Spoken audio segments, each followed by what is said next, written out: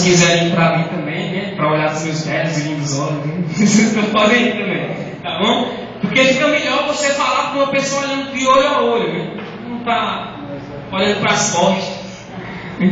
E para começar, eu gostaria de convidá-los, você que trouxe sua Bíblia, a abri-la no livro de Apocalipse, capítulo 21, no verso 1. Apocalipse, capítulo 21, verso 1.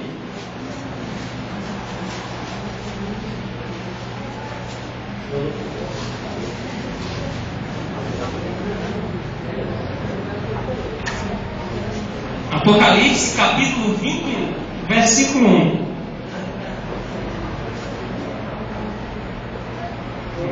Para quem não sabe, Apocalipse fica entre Gênesis até o final do livro. Capítulo 21 é depois do 20, viu gente? Não é não. Tem um 20, aí tem um 20 depois. Então é isso aí. Versículo 1. Amém? Todos encontraram? Então convido você a baixar suas frontes e sua cabeça para orar para o nosso Deus e lermos esse versículo aqui. Oremos. Querido Deus, estamos, Senhor, nesse momento aqui, de olhos fechados, pedindo que o Senhor venha agora estar aqui conosco, para que venhamos poder entender tudo que está escrito aqui na Tua Palavra. Que o Senhor esteja em nosso meio. Essa é a nossa vontade. Em nome de Jesus. Amém. Eu vou ler aqui como se encontra na minha Bíblia. Está assim. Vi novo céu e nova terra, pois o primeiro céu e a primeira terra passaram, e o mar já não existe. Esse verso é um verso muito interessante, me chama muita atenção. Por quê? Em primeiro lugar, que está dizendo que esse céu que hoje nós vemos e essa terra que hoje habitamos, elas irão ser renovadas. E a Bíblia, primordialmente, ela não foi escrita em português. O original bíblico é grego e hebraico. E essa palavra aqui no grego, novo aqui no grego, vem de kainos. E kainos, ele tem o significado de pegar uma coisa velha e dessa velha ser reformada para uma coisa nova. Entende? É um material velho assim, um jarro velho, desfecho todinho, ele faz um jarro novo. Do mesmo modo, vai acontecer com essa terra. Essa terra está muito velha, está acabada, né? E Deus ele vai pegar essa terra e vai reformar agora uma terra nova. Amém. Vocês já ouviram falar do Jardim do Éden? Quem não ouviu falar do Jardim do Éden, levanta a mão. Todo mundo fala, coisa bonita. Todo mundo fala do Jardim do Éden. O Jardim do Éden, segundo a Bíblia Sagrada, era um lugar onde habitava paz, não tinha morte. Estava lá Adão e Eva felizes, cuidando dos pássaros, dos animais que lá habitavam, né? E naquela época eles tinham verdadeira e plena felicidade, uma terra perfeita. E é assim que Deus vai tornar essa terra que hoje nós vivemos. Essa terra que tem destruição, morte, dor, pecado. Essa terra irá ser restaurada nesse Jardim do Éden que nós já ouvimos falar tantas vezes, né? Mas só que muitas vezes a gente se pergunta, mas peraí, e quando é que isso vai acontecer? Eu quero saber só que ela vai ser reformada, renovada. Eu quero saber mais duas coisas. Quando é que isso vai acontecer? E se eu vou poder morar nessa terra? Porque se essa terra ser reformada, ficar aquele paraíso, aquela coisa mais linda, e eu não ficar lá, para mim não vai valer nada, né? Tem que estar lá. Será que eu vou poder habitar nessa terra? Você que está aí me ouvindo agora, né? Será que você vai poder habitar nessa terra? Quando é que isso será ocorrido? Quando é que isso ocorrerá? Quando é que isso acontecerá? Quando é que essa terra será restaurada? Esse vai ser o nosso tema dessa noite, tá bom? E eu gostaria de começar com vocês abrindo mais outro verso aqui da Palavra de Deus, que se encontra aí em Apocalipse, mas só que agora nós vamos ler o versículo 3, né? Nós já vimos no versículo 1 que essa terra vai se tornar nova. E agora no versículo 3 vamos ver uma coisa muito interessante. Diz assim: então ouvi grande voz vinda do trono, dizendo: eis o tabernáculo de Deus com os homens. Deus habitará com eles. Eles serão povo de Deus e Deus mesmo estará com eles. Amém. Os homens, seres humanos, Quando aqui está se referindo a homem, não está dizendo só aos homens, não. Sei que os homens são melhores, mais bonitos, mais fortes, mas as mulheres também são incluídas, né? Então, quando aqui está dizendo homem, está se referindo homem e mulher. Então, todos nós poderemos habitar nessa terra. Mas aí que vem a segunda pergunta. Mas quando é que ela vai ser restaurada? Porque eu já ouvi falar muitas vezes, pessoas dizendo que você vai para essa terra quando você morre. Você morreu, vai para essa terra lá para esse paraíso. Será que isso é possível? Não. Sabe por quê? Porque essa terra ainda não foi restaurada. Então como é que você vai morrer e vai para essa terra restaurada se ela ainda está toda estrangulada aqui? Então não tem como. Além do mais, a Bíblia mesmo nos afirma que uma pessoa, quando morre, ela fica descansando, fica dormindo. Está lá no livro de João, capítulo 11, do versículo 11 ao 13. Também em Eclesiastes, capítulo 9, versículo 5, 10 e 11. Em outras passagens nas Escrituras também. Né? Mas só que a pergunta continua: quando é que essa terra vai ser restaurada? Vamos ver se a Bíblia diz o dia. Abra sua Bíblia agora no livro de Mateus, o capítulo 24, versículo 35.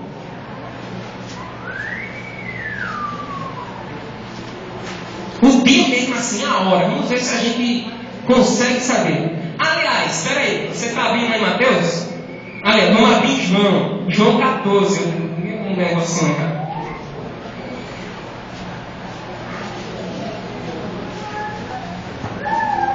Quando é que esse lugar vai ser restaurado?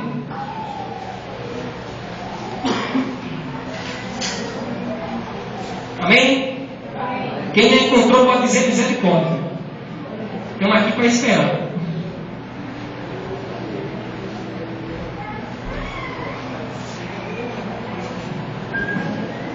Amém, né? Capítulo 14, a partir do verso 1, nós encontramos coisas interessantes aqui. Quer ver? Ler comigo. Verso 1, está escrito: não se turbe o vosso coração. Credes em Deus, crede também em mim. Na casa de meu pai há muitas moradas. Se assim não for, eu vos teria dito, pois vou preparar lugar. E quando eu for e vos preparar lugar, voltarei e vos receberei para mim mesmo, para que onde eu estou, estejais vós também. Deus está dizendo aqui que vai nos levar para um lugar lindo, um lugar bonito, quando Ele voltar. Né? Então, quando é que essa terra vai ser restaurada? Depois que Jesus voltar, né? Jesus vai voltar essa terra, vai. E como vai ser? Isso você vai aprender em outra noite. Porque para quem não sabe, chegou antes de me avisar, hoje nós estamos começando uma semana de oração. E nós vamos ter durante toda a semana, né? E cada semana nós vamos estudar um tema diferente. E um dos temas vamos estudar sobre esse retorno de Jesus Cristo aqui à terra. Tá bom? Mas só que agora eu quero ler outro verso com vocês. O dia que isso aqui vai acontecer. Vamos ver, né? Agora sim vamos para Mateus. Mateus, capítulo 24 e o verso 35.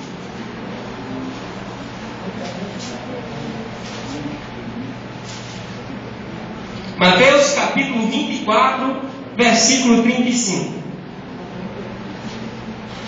Aliás, versículo 36.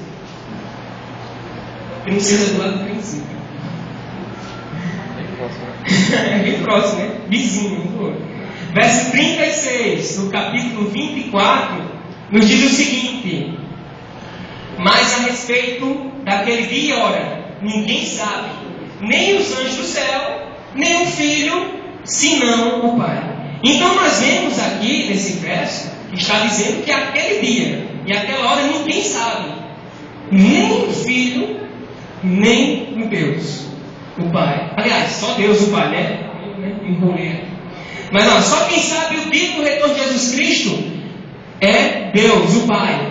Pessoas aqui humanas, eu, e os demais que se encontram, não sabem o dia nem a hora que Jesus irá retornar a essa terra. Nós não sabemos o dia, né? Mas só que os discípulos sabiam disso, que eles não poderiam saber o dia, Jesus não ia dizer o dia para eles. Aí os discípulos fizeram uma pergunta muito interessante. Os discípulos, muito inteligentes, chegou para Jesus e disse: Jesus, espera aí, mas o que é que vai acontecer quando estiver perto de Jesus voltar? Também, a gente não pode saber o dia, mas o que é que vai estar acontecendo quando estiver perto? E Jesus citou muitas coisas. Isso você já leu diversas vezes. Eu citou que ia acontecer guerras, ia acontecer violência até doméstica dentro de casa, pai com filho com pai, e brigando, entre outras coisas, né? E haver fome, terremoto, essas coisas, todas citadas no livro de Mateus, né? Se você quiser ler isso em casa, você pode ler do versículo 3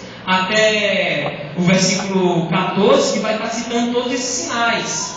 Mas só que aqui nessa noite, eu quero enfatizar uma coisa que muitas vezes nós esquecemos de falar. Há uns acontecimentos que vão marcar a volta de Jesus. Alguns acontecimentos que já estão até em nosso meio. Jesus irá voltar próximo desses acontecimentos. A gente pergunta, que acontecimentos? Não sei se você já ouviu falar sobre uma tal de marca da besta. Não sei se você já ouviu falar, se não ouviu falar, você ouviu falar hoje. Né? Não sei se você já ouviu falar de uma tal de sacudidura. Não, já sacudidura, assim não é sacudidura, é uma sacudidura bíblica. Né? Deus ele deixou alguns sinais aqui nas Escrituras Sagradas que nós vamos estudar hoje. Mas Ele quer selar a sua vida. Né? Por isso estamos aqui hoje. E mais um sinal da volta de Jesus seria um sinal chamado de selamento. Deus vai selar o povo dele. Né? E esses sinais iriam ser pouco antes da volta de Jesus. Até um sinal que hoje vocês vão saber que estão acontecendo aqui em nosso meio, que é um derramamento de um falso Espírito Santo. Não sei se você já escutou um amigo seu, um parente, ou na televisão, uma pessoa dizendo: eu recebi o Espírito Santo hoje. Já escutaram? Eu já muitas vezes. E quando essa pessoa acabou de dizer isso, sem fazer coisa errada, será que ela recebeu o Espírito Santo? A Bíblia fala de um sinal que é sobre um falso derramamento do Espírito Santo também. E é o que nós vamos estudar agora, nesse momento. Eu quero que você abra sua Bíblia no livro de Gálatas, no capítulo 5. Vamos ver o que o Espírito Santo faz quando desce sobre uma pessoa. Gálatas, capítulo 5.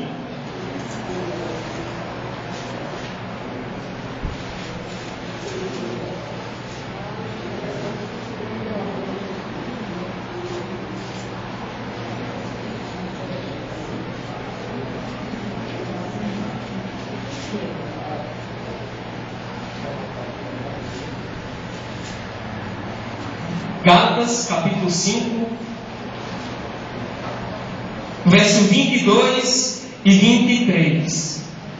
Isso é o que o Espírito Santo faz na vida de uma pessoa, quando ele desce sobre ela. Né?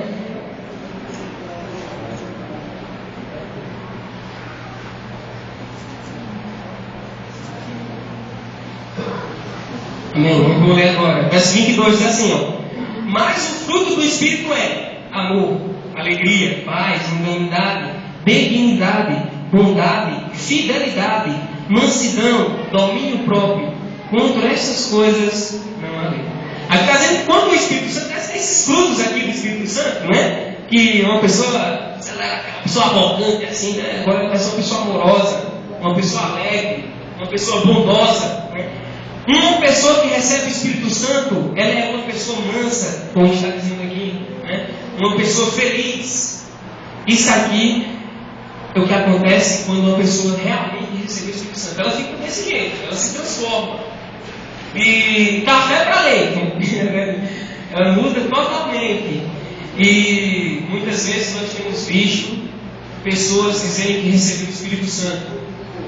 E quando recebeu o Espírito Santo, em vez de ela se tornar uma pessoa mansa, uma pessoa calma, uma pessoa nesse estilo, ela começa a gritar, a pular, a rodar. Já viram isso? Eu já muitas vezes. A Bíblia está dizendo que esse não é o verdadeiro Espírito Santo. E a Bíblia nos afirma que antes da volta de Jesus, viriam pessoas agora dizendo que recebeu o Espírito Santo sem ter recebido. E será que tem muita gente hoje aí fazendo isso? Tem muito. Estou contando no cabo dos dedos, né? É uma realidade que está acontecendo em nossos meios. Mas, nosso meio, né? Nossos meios, plural. Mas só que isso não é o único acontecimento. A Bíblia afirma no livro de Amós, no capítulo 9, versículo 9, que antes da volta de Jesus, o povo de Deus também iria ser sacudido. Iria ocorrer uma sacudidura, que foi o que Milton falou aqui ontem pela manhã. Que muitas pessoas que aqui se encontram hoje, talvez amanhã não estejam. Por quê? Porque está sendo sacudido e muitas pessoas vão cair, vão sair. Porque quem aqui já foi agricultor, quem trabalhou já com agricultura, sabe muito bem que quando eles botam alguma coisa lá no primeiro, os grãos lá, bota com palha, com grão que presta, com grão que não presta, né? E começa a balançar lá a peneira e na pessoa vai ficar o grão bom. O que for de palha vai cair. O que for de grão murcho vai cair também. Vai ficar só aquele que é bom, né? Do mesmo jeito que acontece na igreja, Jesus, no livro de Mateus, também Lucas e Marcos, ele contou uma história do joio e do trigo, que são dois tipos de pessoas que nós temos na igreja. O joio é aquela pessoa que está na igreja, mas só que ela não está voltada para Deus realmente, ela não é um cristão totalmente cristão. E tem um trigo que é o verdadeiro cristão, né? E para que vai acontecer essa sacudidura? Para que fique só o trigo. O joio ele vai ter que sair. Até o jeito disso, mesmo que quem vai separar ele, aí vai ser o morrer que ele vai separar. Né? O povo de Deus, o outro povo. Isso já está acontecendo na igreja, lá também. E Deus disse que isso ia acontecer antes da volta de Jesus. Né? Mas só que também, antes da volta de Jesus, ia aparecer a tal marca da besta. Aí vocês perguntam o que é a marca da besta. Eu já ouvi várias vezes pessoas dizendo que a marca da besta é um número. 666 é a marca da besta. Será que isso é uma marca da besta mesmo? Esse tal 666 que tantas pessoas falam. Né? Eu lembro que eu estudava ainda num ano aí que teve 6/6/2006. Eu já sei ouvindo muito porque está 666 e o número da besta é esse, a marca da besta é esse, então é porque a besta marcou que hoje vai ser todo mundo. O povo começou a acreditar nisso aí, mas não acabou, né? E será que a marca da besta realmente é isso? Eu quero que você saiba uma coisa. Deus, ele sempre é ao contrário de Satanás. Satanás é ao contrário de Deus. Se Deus ele faz uma coisa de um jeito, então o inimigo ele vai fazer do mesmo jeito, né?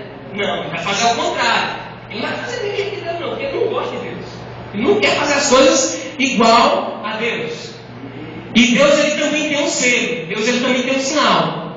Então, se o sinal de Deus é o sinal da besta vai ser um sinal contrário de Deus, do mesmo tipo, mas só que é contrário.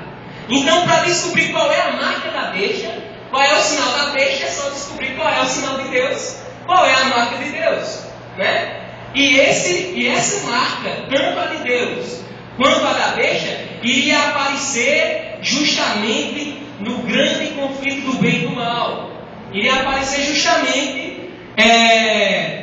nesses momentos que estão percussando a vinda do Senhor Jesus aqui à Terra. Aí agora eu pergunto, qual é a marca de Deus? Para descobrir qual é a marca da besta, né? Eu quero que você abra a sua Bíblia para a gente descobrir qual é a marca de Deus. A gente sabe se está marcado com a marca de Deus. Abra aí sua Bíblia no livro de Ezequiel, no capítulo 20. Capítulo 20, vamos ler só no verso 20. Capítulo 20, versículo 20.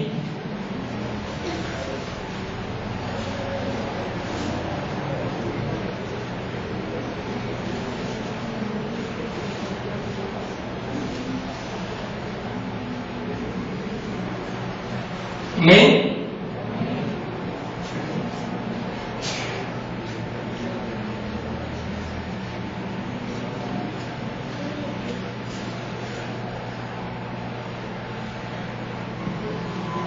Amém, né? Então vamos ver. Verso 20 nos diz o seguinte, Ezequiel, capítulo 20, verso 20, diz assim: santificai as minhas quartas-feiras. Tá assim? Tá não? Essa é errada, aqui eu não cheguei, irmão. Peraí, vamos aproximar mais aqui do olho, que talvez eu esteja chegando em mim. Lá. Santificai os meus sábados, pois servirão de sinal entre mim e vós, para que saibais que eu sou o Senhor vosso Deus. Deixa aqui que o que é que servir de sinal? Domingo, não é isso?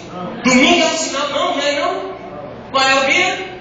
Aqui Deus está dizendo que santificai os meus sábados, pois servirão de sinal entre mim e vós. Deus está dizendo que o sábado ele é um sinal de Deus, entre Deus e o povo de Deus. Quer saber qual é o povo de Deus? Você vai saber qual é o povo que segue esse sinal aqui. A gente conhece qual é o povo de Deus através do que a Bíblia ensinou, né?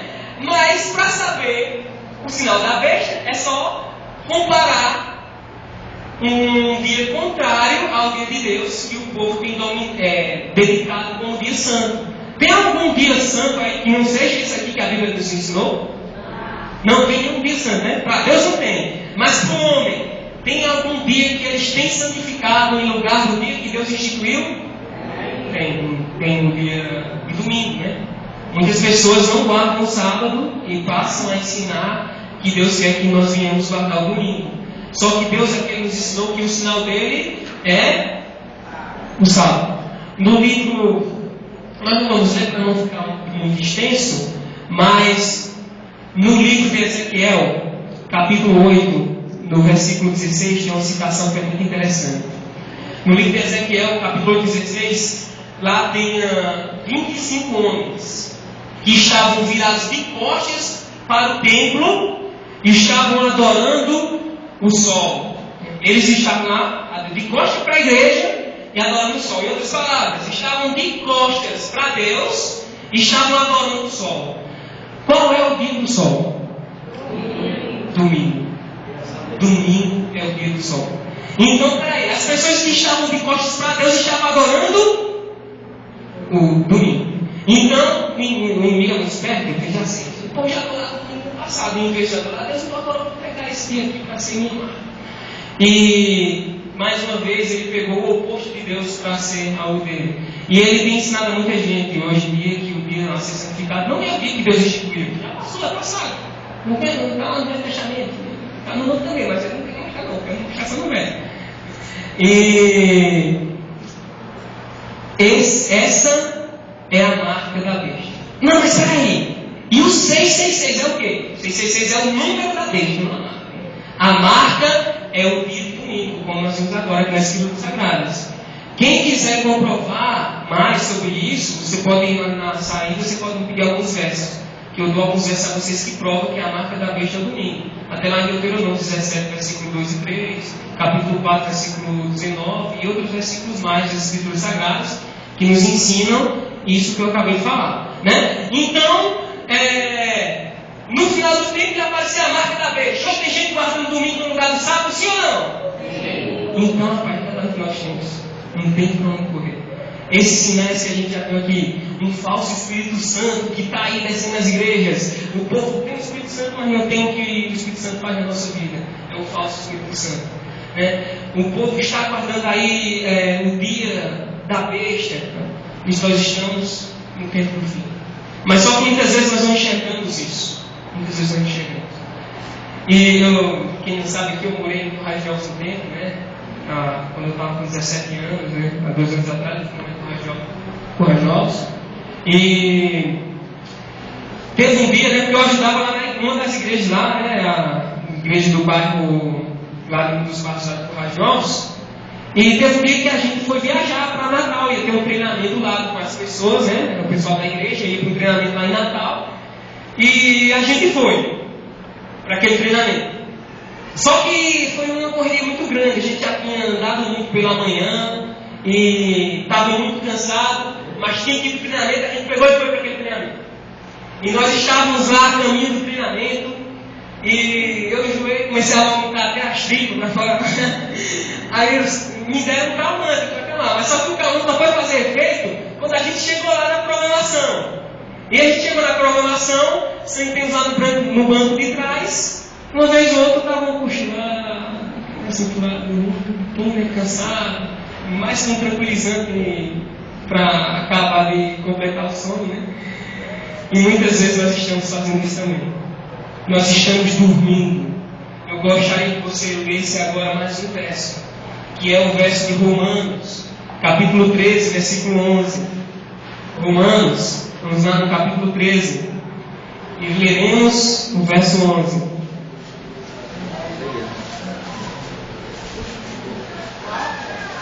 Capítulo 13, versículo 11 do livro de Romanos.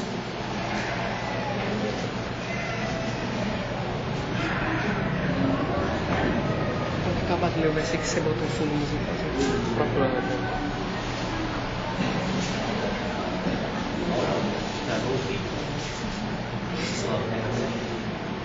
Amém?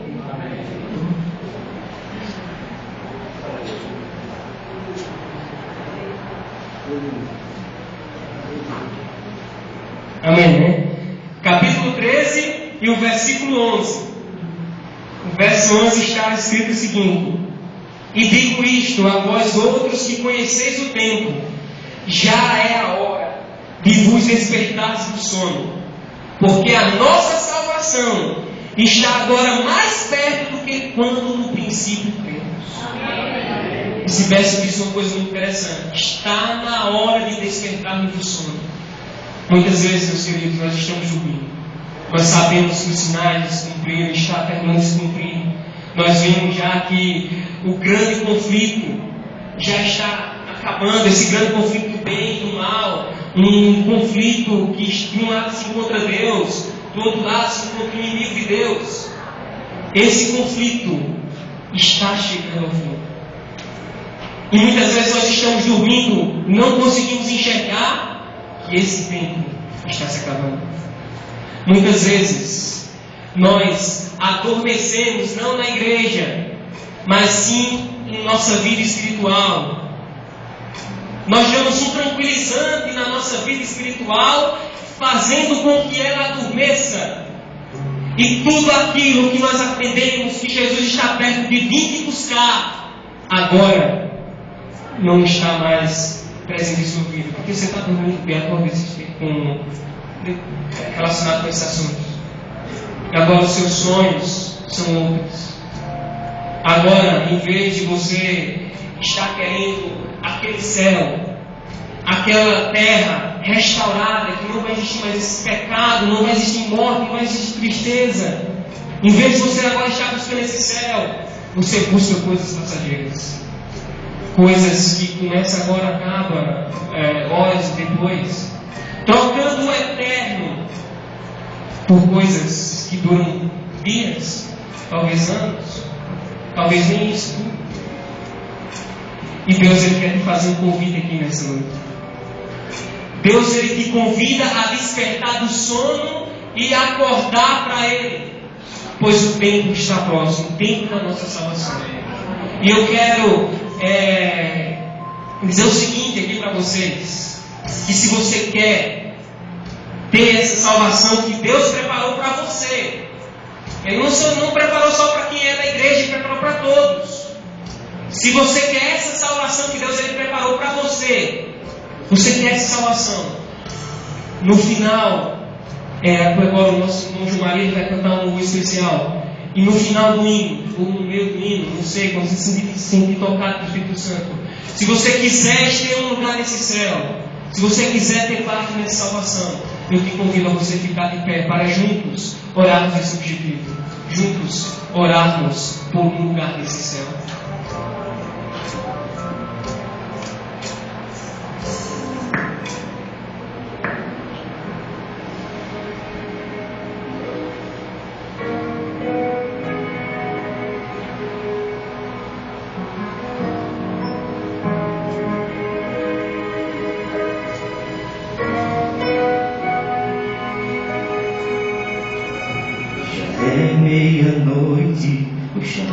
Já soou, anunciando que o noivo chegou. A igreja desperta, tentando encontrar o azeite do Espírito Santo. O joio e o trigo que estavam unidos, agora Deus vai separar. Pois a igreja invisível irá levantar-se afinal. Desperta, igreja invisível, fiéis quebrantados que o mal espalhou. Que venham com choro e com pranto, que venham cantando, o dia chegou. Despertem de todas as tribos, Desperta, meu povo, acorda, Israel. É hora de ouvir o chamado para ser um rebanho de um só pastor.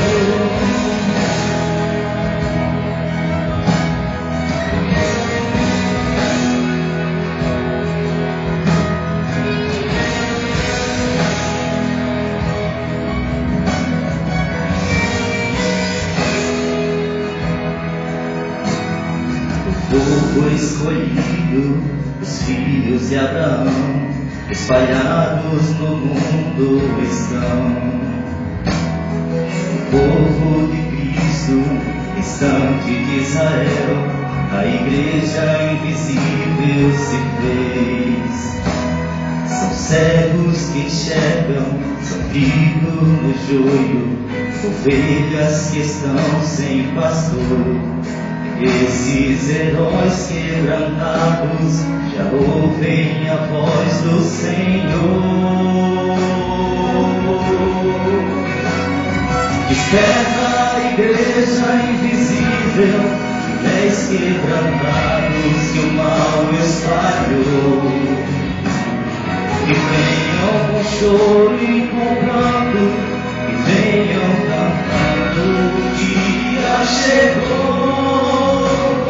Despertem de todas as tribos, desperta, meu povo, acorda, Israel.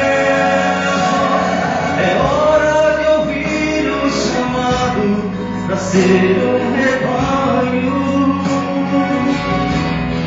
de um só pastor.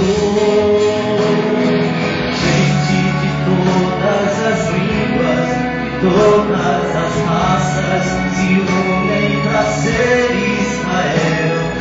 Todo o universo percebe a glória de Deus.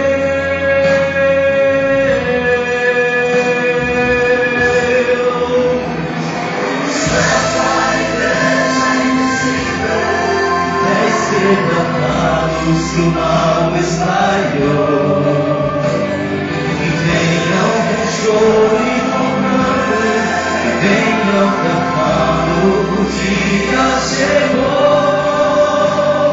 Despertem de todas as tribos, desperta, meu povo, acorda, Israel. É hora de ouvir o chamado para ser um rebanho de um só pastor.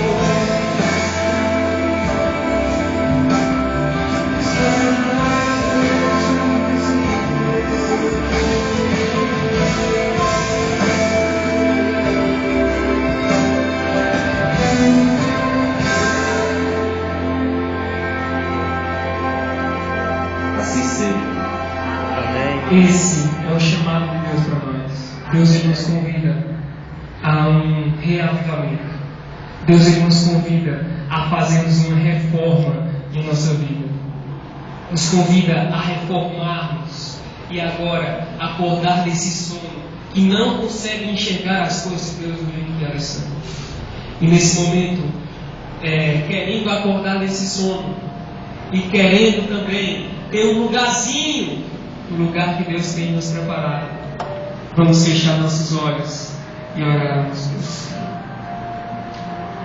Poderoso Deus, estamos, Deus, nessa oração para pedir ao Senhor que o Senhor venha acordar-nos desse sono espiritual, que o Senhor venha reavivar-nos, Deus. Nós queremos, Deus, ter essa genuína reforma, esse genuíno reavivamento presente em nossas vidas.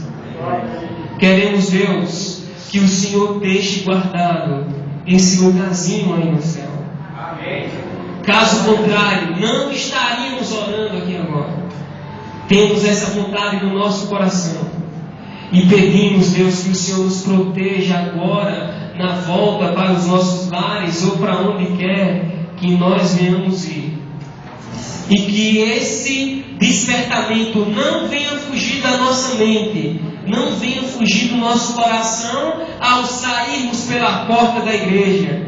Que isso venha continuar presente em nossa vida. Esse é o nosso desejo, para assim estarmos contigo nessa terra restaurada. Em nome de Jesus. Amém.